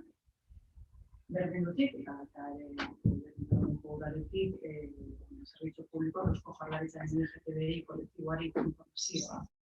Eta laguntza ematekoak, eskerrak eman nahi dizkie, sexu askapenaren aldeko borrokaren alde, bizitza eta aleginak eman dituzten pertsona guztiei, gaur egunetik antolatzen eta alde bizitza eta aleginak eman dituzten pertsona guztiei, gaur egun bere antolatzen eta gizarteak sentsibilizatu, kontzientzatu eta eraldatzeko lana egiten jarraitzen dut.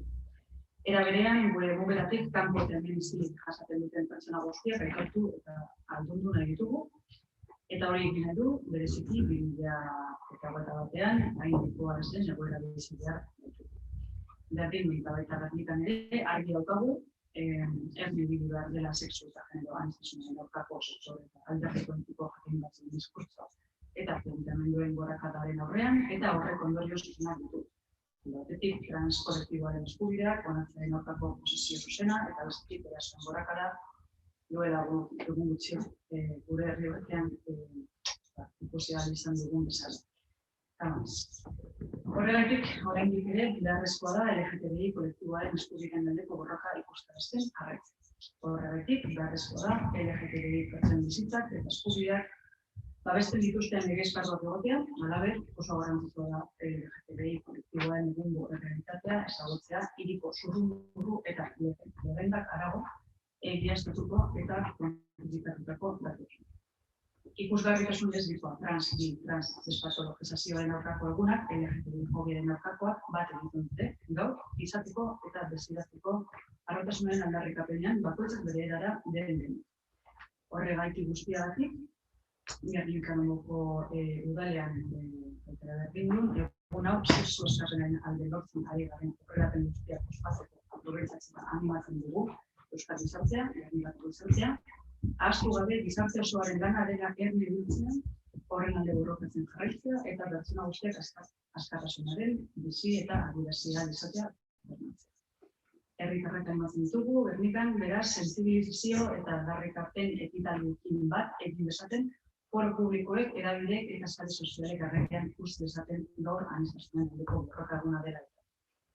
Gernikaldeko uda honek konpromiso hartzen du, honako hau egiteko baita ere, berdintasun barruan dauden akzio asko konekibukatuta daude, denak hau izan pizka bat laburpen moduan, LGTBI pertsonen egoeraren diagnostikoa premiaz egitea, COVID-19 krisiaren eraginaren ondorioz beste erakunde kolektibo eta gizarte eragile batzuekin koordinatuta, egindako diagnostikoari erantzungo dion talka plan bat bultzatzea, egindako diagnostikoari erantzungo dion talka plan bat bultzatzea, premiazkoek diren ikintzak lehen itziz, besteak beste, arlo soziala, enplegua, osasunak, LGTBI pertsonen aurkako indarkeriaren aurrean erakundeen koordinazio, arreta eta erantzun publikorako protokoloa diseinatzea eta jartzea, LGTBI pertsonen eskubide bermatzea bideratutako neurriak aktibatzea, hala nola administrazio formularietan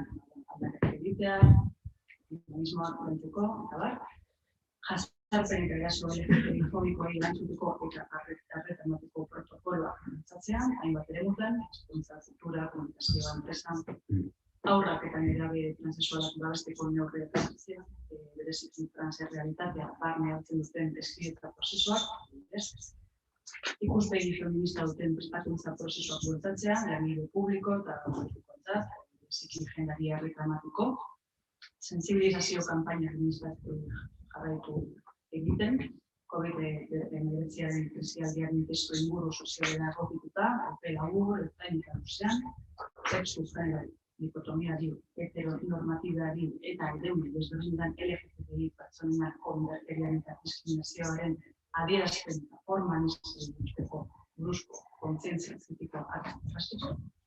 Adinikoen egoitzetan, hainbat neurri modu koordinatuan ere sustatzea, pandemian sortutako elkarlana erakundeen artean eta LGTBI kolektiboen arteko sustatzea planginduak aktibatzeko, indarkerian biktima diren eta egoera oso gurean dauden LGTBI pertsonentzako arrera espazioak sortzea, arrera psikologikoa, psikosoziala, ekonomikoa, hezkuntza, zeharka LGTBI kolektiboekin, kolektibo feministekin eta adituekin identifikatutako ekintzak guztien diseinu, jarraipen eta ebaluazioko, elkarrizketa loteste eta iraunkorreko espazio gehitzea.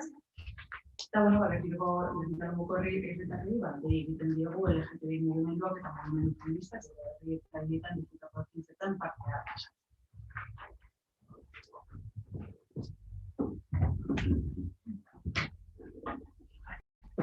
Urrengo kultura pasa horretik, eskariak eta galdera kultura, dauz aztela izan puntu okerrizkoan hau. Bi emozio, esango litzateke, torturaren ingurukoak, eta eratuzuko artizutakoak, eta alternatiboa edo.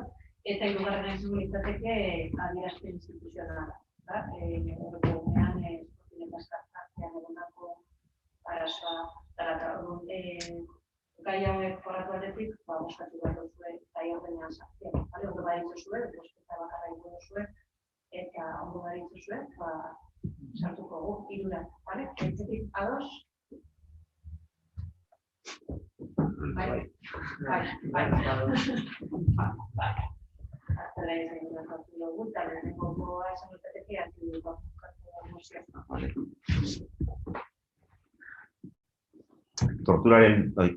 Torturaren biktimak babesteko nazioarteko egunaren harira mozioa. Ekainaren 26an nazio batuek torturaren biktimak babesteko nazioarteko eguna bultzatu zuten. Antonio Guterres idazkari nagusiaren hitzekin bat etorriz. Torturatzaileen krimenak ez dira inola ere zigorrik gabe utzi behar. Eta tortura lidetzen duten sistemak eraldatu egin behar dira. Nazioarteko erakundeak gogorarazten du tortura gizateriaren aurkako krimena dela, eta salatzen du biktimaren nortasuna suntsitzen duela eta gizaki ororen berezko duintasuna mespretxatzen duela. Eusko Legebiltzarrak 2009ko ekainaren 6an egun hori ospatzearen aldeko jarrera hartu zuen, eta Eusko Jaurlaritzari torturaren biktima guztiak berariaz aitortzeko ekitaldia egitze zala eskatu zion. Beste biktima batzuei egiten dizkien ekintzen antzeko parametroetan ulertuta. Torturatutako pertsonen kolektiboak askotan adierazi du biktimizazio bikoitza jasaten dutela, biktimarioi omenaldia eta aitorpena egiten zaizkienean. Testuinguru horretan, Gernikalumoko udalak torturaren biktimen eskaera kolektiboa babestu behar duela uste du. Beste biktima batzuen parean onarpena izan dezaten, naiz eta sufrimendu hori modu sistematikoan ezkutatu den eta erakundeek biktimen reklamazioak bertan bera utzi dituzte. Horraitik, Gernikalumoko udalbatzak hurrengoa adosten du.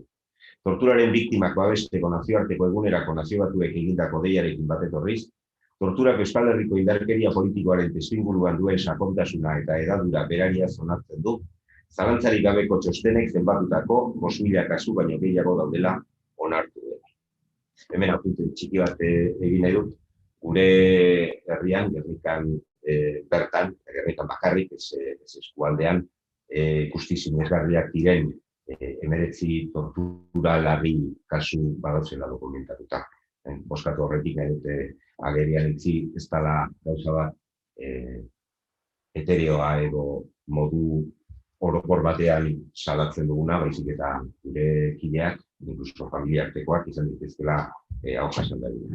Krimen horien zigorgabetasuna ez onartzea eta tortura ahalbidetzen duten sistemak, legeria eta auzitegi bereziak, tortura zerautzitako testigantzetan oinarritutako zigorrak, eraldatzera eta bertan behera ustera deitzen du. Gorputz polizial desberdinen eskuetan tortura fisiko edo psikiko oso larriak jasan dituztenen abandonua eta ahaztura instituzionala salatzen du. Eta aitortza instituzionala egiten dio haren sufrimenduari, egia, justizia eta oroimena eskatuz, eta etorkizunean inoiz ez errepikatzeko neurriak har daitezen.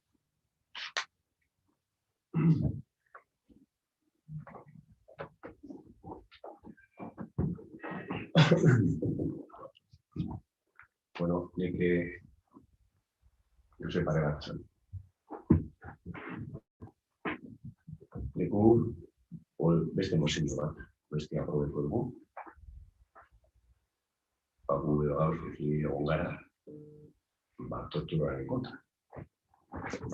Baina izango zen pasean zapatu, eta 6. Bilbon, Euskaldunan, egon da bilera bat. Biktimakak, 30 uste dut, eta beran, euren famezia, 30 edo amabost, euren famezia egon dire bai, 200 persona ego. Zenduru arauzabiak ez alto bajaban, giza eskubietako. Eta talde, gehien talde politiko justizietako ordezkariek bi izan ezik.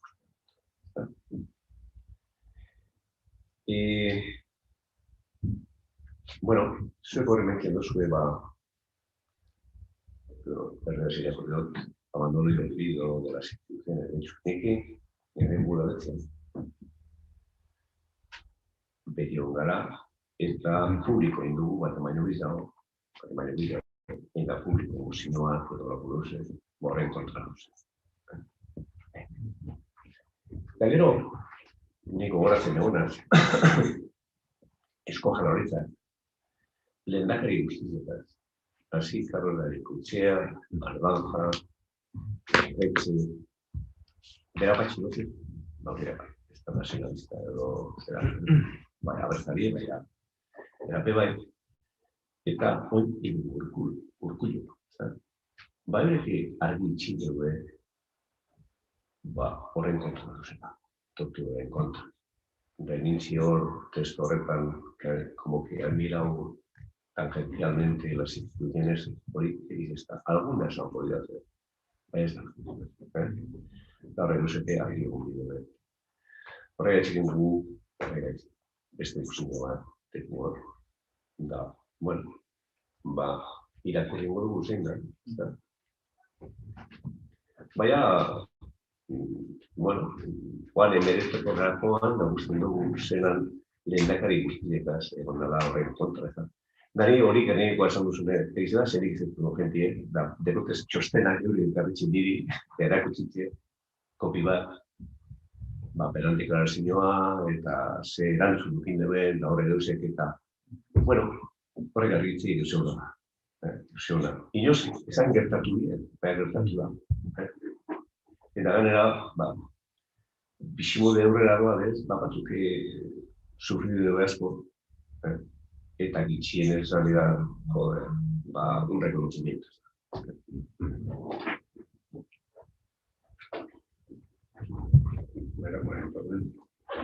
El Ayuntamiento de Gernika-Lumo, en consonancia con la proposición no de ley 69/2019 aprobada por el Parlamento Vasco sobre reconocimiento a víctimas de tortura y abusos de poder, acuerda: 1. Sumarse a la iniciativa en Naciones Unidas de conmemorar cada 26 de junio el Día Internacional en apoyo a las víctimas de la tortura. 2. El objetivo de dicha conmemoración es el reconocimiento de estas víctimas ante la sociedad por la injusticia que supone esta grave vulneración de los derechos humanos. Apoyamos de esta forma el necesario reconocimiento institucional hacia las víctimas de la tortura y abusos de poder, poniendo en valor la necesidad de verdad, memoria y reparación a su sufrimiento y reclamando de todos los poderes públicos democráticos la adopción de medidas que garanticen su no repetición en el futuro en ninguna circunstancia. 31. Notifíquese este acuerdo al Gobierno Vasco y al Gobierno Español. Bueno, egin zuen bosketa lehenengo? Ez nik zuena bai komentatu dut. Gauza batzuk argitzearen, Alde batetik, hau orain dela azkenete baino gehiago gure mozioa partekatu geldun zuokaz, ia posible izango bazan adostutako testu batera heltzeko. Hemen torturaren kontra dudarik izteko, eta gure mozioan ikusi baduzu zer aitortza edo ahaztura eta abandonua instituzio batzuen aldetik egon dela dudarik ez dago, eta nik uste zuet ezkero zuet. Talian erredakzioan ez da hori argi izten eta norbera pentsatu leike instituzio guztiek barnean sartzen dugula mozio honetan. Orduan, nik eskaintzen dutena da puntu hori aldatzie eta argi geratzie, argitzie, ahaztura eta abandonoa erakutsi da bezan instituzioak salatzea eta, por supuesto, erakutsi ez da bezan. Zirikzio puntu hori bada. Ez dakit, oso larriak jasan dituztenen abandonoa eta ahaztura instituzionala salatzen du. Kendu aldugu hau eta ipini oso larriak jasan dituztenen zenbait instituzioaren aldetiko abandonua eta ahaztura salatzen du. Desde luego, gure asmoa ez da hemen torturaren aldeko jarrera eduki ez da bezan instituzioak zaku bat dinen sartu. Bueno, horre, zarreran du, erabaki proposan, zarreran edutzen dugu.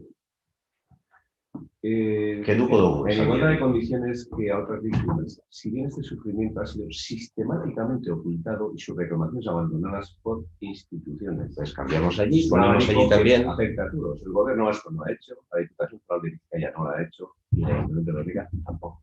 Pues cambiamos eso para que podáis aceptar. Si nuestra intención es que aceptemos un texto a favor de las víctimas de la tortura que sea asumible por todos. Yo creo que, bien, tal vez en la redacción somos demasiado generales y da la sensación de que estamos incluyendo a todas las instituciones. Vamos, nire partetik. Desde luego, azken bagara beti gora, Gernika-Lumoko udalari egostie, desde luego, demokraziaren garaiko, franko osteko, garaiko Gernika-Lumoko udalari egostie torturaren aldeko jarrera bat.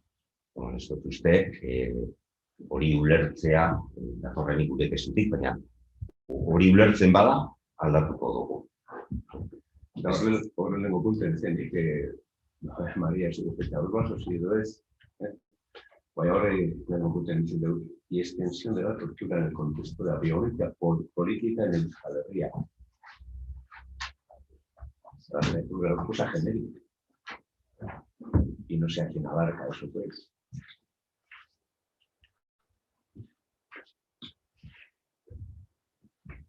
Hor, argi dauela da, nik usto, amerikano, torturaren kontra dagozen, hori argi dago. Eta hori horreparazin aldi da.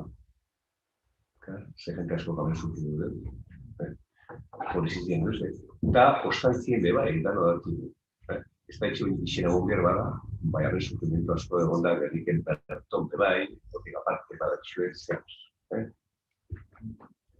Oin hori beste etapa bizten gauz, grazien. Eta nik hor lehenengo puntuen, nik hori la violencia política en Euskal Herria, porque al final en Euskal Herria estos últimos años, los últimos 40 años, pues menos 4 años que fue el lehendakari del Partido Socialista y también estaban en contra de las torturas, donde eso lo ha manifestado ellos claramente, han sido nacionalistas vascos. Y también ahí está la biblioteca para ver, o cosas del Parlamento, o mociones o textos, que siempre se han posicionado en contra de todo tipo de violencia. La policía, que ha existido, sabemos, y la otra también. También. Sí, entonces, bueno, yo no tendría ningún problema quitando esa genérica de institucional y retornando ese primer apartado, ¿no? El contexto de política, porque antes, contexto político de Euskal Herria, sí, hemos tenido en 40 años, 36 años, hemos tenido lehendakari nacionalista y defendiendo Euskadi y defendiendo en contra de todo tipo de violencia. Orduan sekenduko dugu indarkeria politikoa, torturak Euskal Herriko testuinguruan. Nik erderazko bakarrik dugu también. Bai, bueno, la tortura en Euskal Herria, la profundidad y la en un contexto de violencia política Euskal Herria. Yo eso también, perfecto. Y aquello que pone lo de la denuncia. Perfecto, sí, todo eso. Sí. Pues arreglamos el texto y ya está. Bai, benetan, esan nahi dut, sarrera iritzia da, eta sarrera ez da tan jasotzen, sarrera ipintzen duen, ez dugu zerarik. Ez dugu zertan zeraturik. Edo zerringo dugu. Hemen argi geratu duena, edo geratzen dana da, hemen jarritzen garen dano, 100% gauzela torturaren kontra. Bai, argi dago. Bai, etzadoz horreaz, baina nik ez dut argi geratu bidela bai, Gerrikan 19 pertsona, itxinez 19 pertsona sufritu dauela tortura oso larriak eta inor ez dela zigortu. Hori ere argi geratu bida. Nik ez dut esaten Gernikako udalaren erantzukizunaren inondik inora bez. Baina izango dutena da, ez dela bakarrik, bai, existuta eta kontran gauz. Horretik, gelditunaz, irakurtzen aditu nahi zenien, gelditunaz esateko, ez dela sozer generikoa, ez da esatea torturaren kontran gauzela, gure herriko 19 pertsona dauzela. Ahora, paramos 5 minutos y hacemos un texto... Perfecto. ¿En conjunto o qué? Bai. Vale, bueno. A ver, nik ez teko problemari, zuen bi puntua, sartzia. Bi problema... Bueno, lehenengoa berdin eta. Bai, bi puntu horrek ondo, ez da egite eurek parte hartu ez da egiten da ditzen da, eta gero, esan ze molestatzen da, bueno, Joseba, ados bagauz. Bakiu segindu bidan, oiezkoa zeitzen, tengu busketa eta listo. Ez da? Orden, bat dan moduen. Bat dan moduen nengo dugu. Vale, perfecto. Baina, horre sekeusen dute. Hor, sarreran dauena... Sarrera kendu ingo dugu. Sarrera osoa kentzen dugu. Bai, sarrera irakurri egiten da, baina ez da kaja soa. Kompromisoa konetire. Kompromisoa, hor mehengokoan hori, un contexto de violencia política en Euskal Herria, Steinik, no sé a quién abarca, es lo que quiero decir. Pues me imagino, y quiero imaginarme en el 2021 que abarca a todos los que han sufrido la violencia política, todas las violencias políticas. Y luego eso del abandono y olvido institucional, pues yo... Bueno, pues el abandono y el olvido por parte de algunas instituciones, porque no me vas a decir que la Audiencia Nacional hoy en día es sensible a la tortura. Bueno, pues sigue habiendo abandono de algunas instituciones. Yo personalmente no tengo ningún problema en aprobar eso. Vale, ya está. Listo. Estuvo bozkatu behar. Vale. Perfecto. Bueno. Listo. Si se sentados se entiende la gente. Claro. Vale, eskerrik asko. Horrengoa izateke azkeneko instituzionala. Bueno, pues hecho, hor badakizue asteburuan segertatu dan, eta hor, periodikoetan eta komunikabideetan egon da, zelan partiduek, futboleko partidu baten, maitxu danien eta bertan partiduen, antza portaera eskasa egon da, bat ematen aldetik, eskasa ez txarra. zeure portaera gestaria. Eta, bueno, edu berbalen, bozera mainen batzarrien, eta dos gauz, danon artien esateko Gernike horren kontra dago.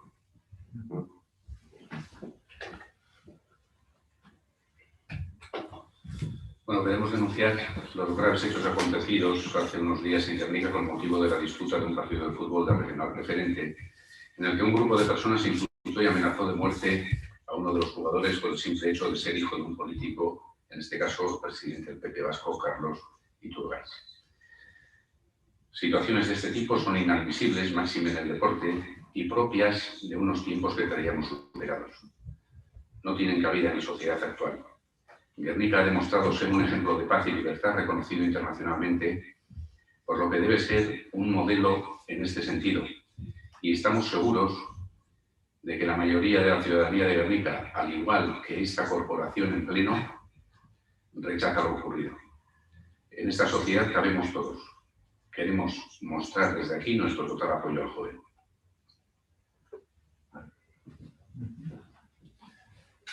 Gizio badeko izan? Ni haitik ez. Bueno, baizik urreko plenoa amaitxute moten dugu. Eta, bueno, onderi. Amatu baldo tenien esan.